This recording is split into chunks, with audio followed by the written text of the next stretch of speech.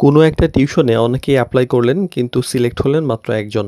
সেই সিলেক্ট হওয়াটা অনেক সময় দেখা যায় বাধ্যতামূলকভাবে একজনকে সিলেক্ট করা হয়। কখনো, কখনো কিছু কারণেই অনেককে বাদ দেওয়া হয়। তো প্রশ্ন হলো কী কারণে একজন এগিয়ে গেলেন? তো আসলে এপ্লাই করলেই যে শুধুমাত্র বা ভালো সিভি থাকলেই যে আপনি টিউশন নিশ্চিত হয়ে যাবে ব্যাপারটা অনেক সময় এমন হয় না। প্রথমত একটা সাকসেসফুল অ্যাপ্লিকেশনের জন্য দরকার সঠিক তথ্য, সঠিক সময় এবং প্রফেশনাল অ্যাপ্রোচ। তো টিউশন বিড়ি শিক্ষক, শিক্ষার্থী এবং অভিভাবক সিরিজের আজকে ১২৩তম পর্বে কথা বলব যে সাকসেসফুল টিউশন অ্যাপ্লিকেশনের কার্যকর কৌশলটা কেমন হতে পারে। প্রথমত রিকোয়ারমেন্টটা ভালো করে পড়ে এপ্লাই করুন। Class, subject area, budget, timing এগুলো আপনার সঙ্গে পারফেক্টলি ম্যাচ করছে কিনা আগে নিশ্চিত হন।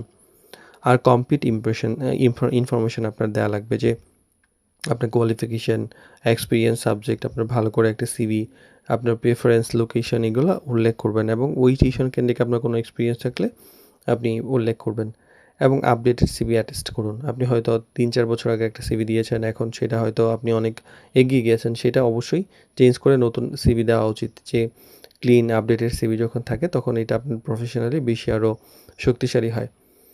আর দ্রুত কিন্তু ভেবেচিন্তে রেসপন্স করুন। অযথা তাড়াহুড়ো নয় বরং অপ্রয়োজনীয় দেরিও নয়। স্মার্ট টাইমিং অনেক বেশি গুরুত্বপূর্ণ। আর ফলো আপে প্রফেশনাল থাকা উচিত। রিপ্লাই না পেলে বারবার কল বা মেসেজ না দিয়ে এই বিরক্ত করার চাইতে ভদ্রভাবে আপনি ফলো আপ করেন তাহলে বেশি সুন্দর হবে।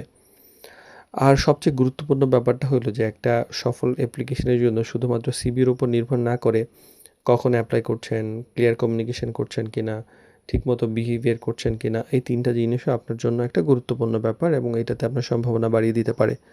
আর ভালো টিউটর আসলে অনেকে হতে পারেন কিন্তু স্মার্ট প্রফেশনালভাবে এপ্লাই করতে পারাটা একজন সফল টিউটরের আলাদা পরিচয়।